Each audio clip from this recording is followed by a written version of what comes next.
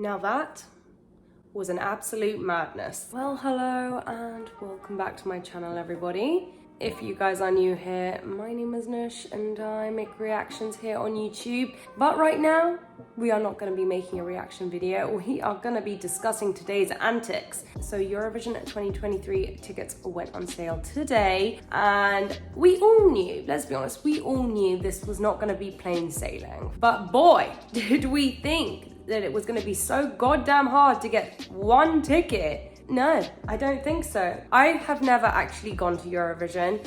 I've always wanted to. It has been a dream of mine. I have been waiting for that right time to happen. And this year was that because, of course, the UK is representing Ukraine that, of course, won last year's contest. And because they cannot host this year's contest, the UK came second. So it was safe to say they were best to take over.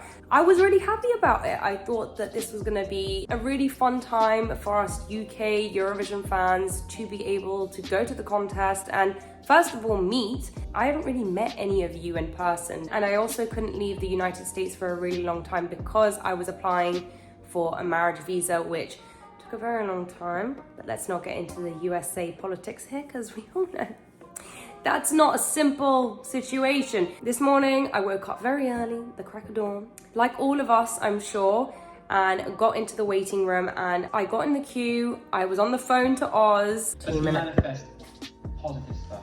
Let's manifest. The last time I felt this nervous, I was in school and like an exam. That's sad. I know, right? This is the exact same. Oh my God, 1 minute. 1 minute. Waiting very patiently for like 30 minutes prior to them being even released. And we were all put into this queue. Why is it not letting us in? Is it letting you in? Are you in? No, I'm not, but it's, oh, I am. Okay, it's 2,000 people ahead. Ah, me too.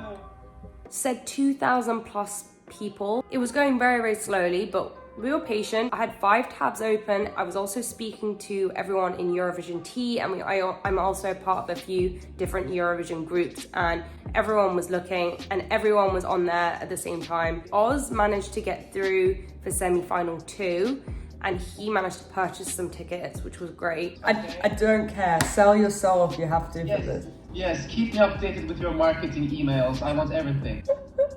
I'm almost there. Okay. Good. This is good. Even if we've just got tickets for the semis, I don't care. I've got them. Oh my God, no way. You paid for it and everything, you've actually secured them. We're going to the semi-final. We're going to the semi-finals too.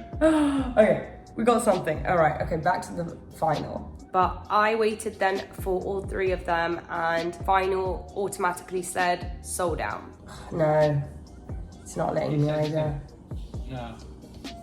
Does it say? I think they're sold out. They're just not saying it. Yeah. We couldn't find tickets to service for. Does it say the same thing? Yeah. Oh, well. Nothing happened and it is what it is. I didn't get the tickets. And then I started asking around and it seemed like no one else got the tickets. I then, of course, went on the resale ticket websites like Viagogo, and they were being sold for £10,000 or $10,000 it was coming up for me. Then, of course, going on to Twitter, it seems like this wasn't just a problem with us, it was a problem on a global scale. And I put a poll up and only 16% of you managed to actually get tickets, whereas 84% didn't at all. It just doesn't rub me the right way. It just doesn't. Like the fact that probably these banker wankers with a lot of money and the elites of the world, do they know about Eurovision? Do they care about Eurovision? No, they don't. A lot of us Eurovision fans don't have a lot of money. Like, what about the people as well that were trying to get tickets and have taken time off work to get tickets and then this happens to them? Like, I feel so sorry for anyone that has happened to. Come on. The countdown to Eurovision tickets going on sale. I'm nervous. Okay, so that was one of the most stressful experiences of my life. I can't believe it's actually on the news in the UK and stuff. It's kind of mad where this has got to right now.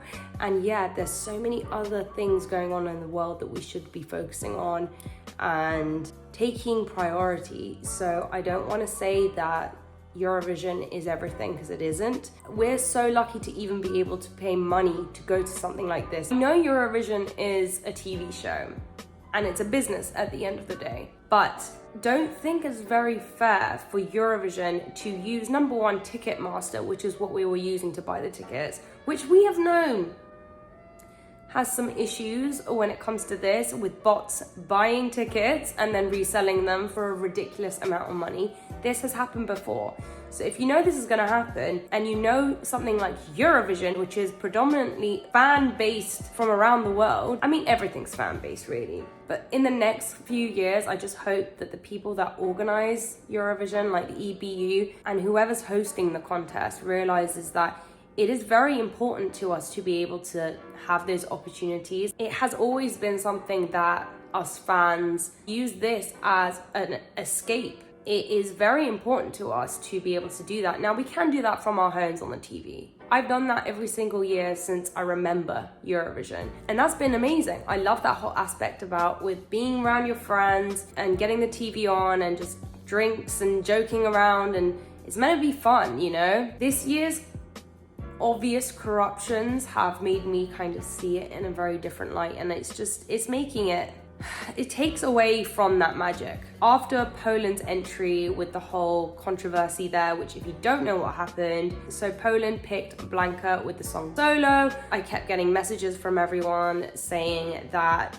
there was an article that was released, which I'm sure you guys know. This is old news, but an article came out that said 2 hours before the contest even went ahead in Poland to select their song, it said that Blanka was the winner.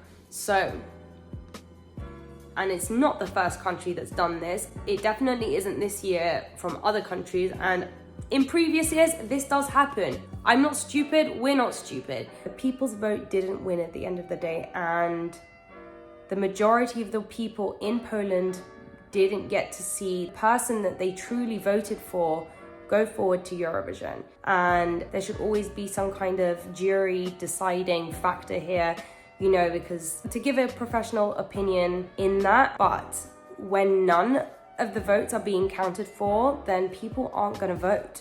And it takes the fun out of this contest. It's a similar thing to this, I find. It's just all these things are becoming so obvious to us, especially me now. I just hope in the future that the people responsible for the contest and individual countries choosing the songs for the contest, we know what's going on. Like it's like we know what's going on. So the more you do it, the more people will be less interested in Eurovision. And what's the point of that? With the tickets thing, it happened, it is what it is. I'm still not gonna let this take away from the fun of this year's contest. I'm still going to Liverpool. I hope that any of you that have not got tickets, this does not stop you from going to Liverpool, because it's gonna still be a really good time. You've got Eurovision Village, which I think is free, maybe not on the last night, but I'm pretty sure it's free. All the Eurovision parties, and I'm sure we can have our own little parties. I even had my bachelorette party there, so I love that city a lot, and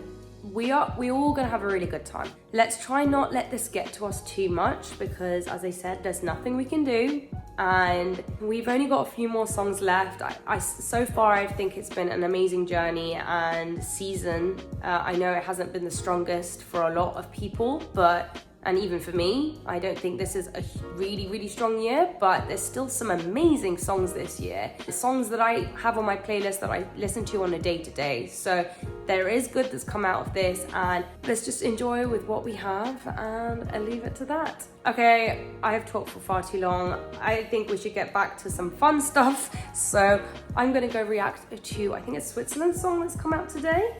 Yeah, I'm gonna do that. And please let me know if you are coming to Liverpool, because I would absolutely love to meet any of you. You've contributed so much to this channel and supporting me in doing this part-time as a job. Like, that's something I never thought that I could do, and I want to thank you guys for that. But I'm gonna go, and I will see you guys very, very soon. Bye-bye.